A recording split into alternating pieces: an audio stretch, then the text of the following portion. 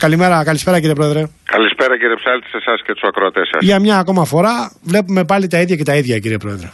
Δυστυχώς κύριε Ψάλτη, βρεθήκαμε απέναντι σε πρωτοφανείς ζημιές που υπέστησαν εμπορικές επιχειρήσεις και είναι 41 επιχειρήσεις στον αριθμό. Μόλις τελείωσε και η καταγραφή από τα συνεργεία τα οποία είχαμε αποστείλει όλη την ημέρα στους παθόντες συναδέλφους μας. 41 λοιπόν, ναι. 153.900 ευρώ είναι το μάρμαρο. Η ζημιά. Μεγάλη.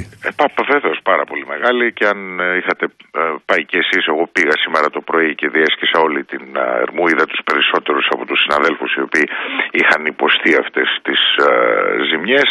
Πραγματικά είναι σε μια απόγνωση.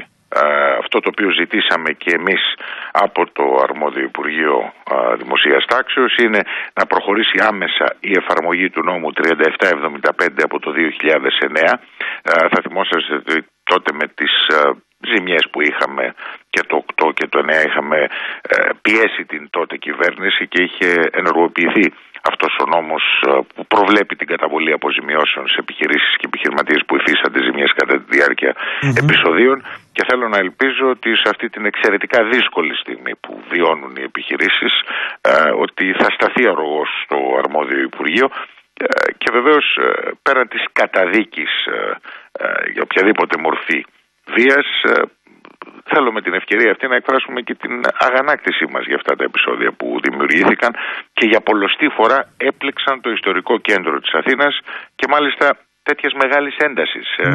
Είχαμε ξεφύγει από αυτού του είδους την αντίδραση και πραγματικά, όπως και εσείς αναγνωρίζετε, ένα τεράστιο κόστος, ένα κόστος το οποίο έρχεται ενώ βρισκόμαστε ακόμα στη δίνη της οικονομικής κρίσης που βιώνουμε. Δεν το κουβεντιάζω προφανώς, και δεν ξέρω, να σας πω την αλήθεια, γιατί ρώτησα, δεν ξέρω τελικά αν υπήρξε αντίδραση από την αστυνομία, αν μάθατε και εσείς από τους συναδέλφους σας εκεί, τους εμπόρους, αν τέλος πάντων υπήρξαν κάποιες συλλήψεις κλπ. Οι έμποροι, εγώ μίλησα με κάνα δυο, μου είπαν ότι δεν μάθανε τίποτα. Κοιτάξτε, καταρχάς έγινε αργά χθες το βράδυ, περίπου στις 10:30 με 11 παρατέταρτο, μέχρι να κινητοποιηθούν οι δυνάμεις.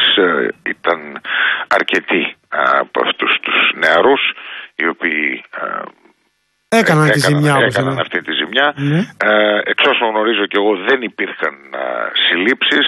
Βεβαίως υπάρχει μια αυξημένη αστυνόμευση σήμερα, αλλά και το κάνει εκ των υστέρων. Και επίσης μου είπαν οι έμποροι, και σωστό, έτσι θα γίνει, ότι μου λέει τα πληρώνουμε από την τσέπη μας και θα δούμε αν θα πάρουμε. Βεβαίως, γιατί υπάρχει και ένα πρόσθετο πρόβλημα. Όπως ξέρετε, από τις παλιές εποχές όπου παρουσιαζόντουσαν σε πιο τακτικούς χρονικούς ρυθμούς τέτοιου είδους επεισόδια, είναι και πολύ δύσκολη η ασφάλιση απέναντι σε τέτοιους κινδύνους από τις ασφαλιστικές εταιρείες. Άρα εδώ ένας λόγος παραπάνω που πρέπει να βρεθεί. Βασικά οι αλλοπίνακες είναι, αν περάσει κανείς από την Ερμού θα δει να αλλάζουν σήμερα. Όλοι, τα συνεργεία. Το πρωί, όπως σας λέω, 41 επιχειρήσεις, δεν είναι και τόσο μεγάλος ο δρόμος. Αντιλαμβάνεστε ότι υπήρχαν πάρα πολλά θύματα. Και εδώ πραγματικά πρέπει να βρεθεί μια λύση. Οφείλουμε όλοι να βρεθεί μια λύση για αυτές τις επιχειρήσεις. Κύριε Πρόεδρε, άκουσα μια άποψη να λέγεται ότι θα πρέπει να υποβληθούν μηνύσεις και κατά της αστυνομίας. Συμφωνείτε εσείς για το ζήτημα αυτό? Δηλαδή για το γεγονός ότι δεν υπήρξε άμεση αντίδραση για να προλάβουν στην αρχή τα επεισόδια αυτά. Εκτιμάτε ότι πρέπει να γίνουν αγωγές γενικώς? Κοιτάξτε, δεν νομίζω ότι τέτοιου είδους αγωγές φέρνουν αποτέλεσμα. Αυτό το οποίο φέρνει ένα ουσιαστικό αποτέλεσμα, αλλά βεβαίως χτυπάει και ένα καμπανάκι προς την κυβέρνηση και ιδιαίτερα στο Υπουργείο Προστασίας του Πολίτη, είναι να υπάρχει καλύτερη πρόληψη. Εγώ, όπως είπα, έγινε αργά χθες το βράδυ. Προφανώς δεν ειδοποιήθηκαν οι αστυνομικές δυνάμεις από την απαρχή αυτής της ανελαίητης επίθεσης που δεχθήκαν τα καταστήματα.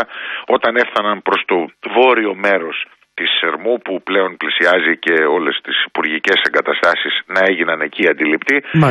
Ήταν όμως αργά, γιατί η ζημιά είχε γίνει. Δεν νομίζω ότι τέτοιου είδους μηνύσεις απέναντι στο αστυνομικό σώμα θα φέρει κάποια αποτελέσματα. Το μόνο που θα φέρει αποτέλεσμα είναι να σταθεί αρρωγός στο Υπουργείο Προστασίας του Πολίτη και να μπορέσουμε, ενεργοποιώντας και πάλι το άρθρο 20 του νόμου που ανέφερα νωρίτερα του 37-75, να μπορέσουν να αποζημιωθούν αυτές οι επιχειρήσεις. Κλείνοντας, στο παρελθόν ό,τι αποζημιώσεις έχουν δοθεί κατά καιρούς ή και από αυτές ήταν όχι όλα τα χρήματα να δοθούν, γνωρίζετε κύριε Πρόεδρε?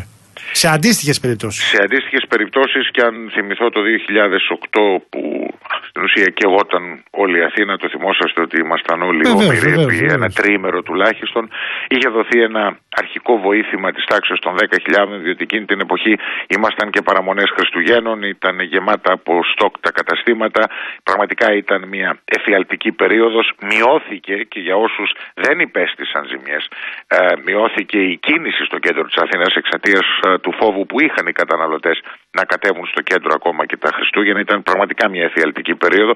Θυμίζω έτσι ένα στατιστικό στοιχείο: η Μεγάλη Βρετανία, ένα ξενοδοχείο 100 και πλέον ετών, εκείνη τη χρονιά, εκείνα τα Χριστούγεννα, είχε το χαμηλότερο ποσοστό πληρότητος από το Δεύτερο Παγκόσμιο Πόλεμο, που όπως θα θυμόσαστε τότε είχε επισκεφθεί και ο Winston Churchill.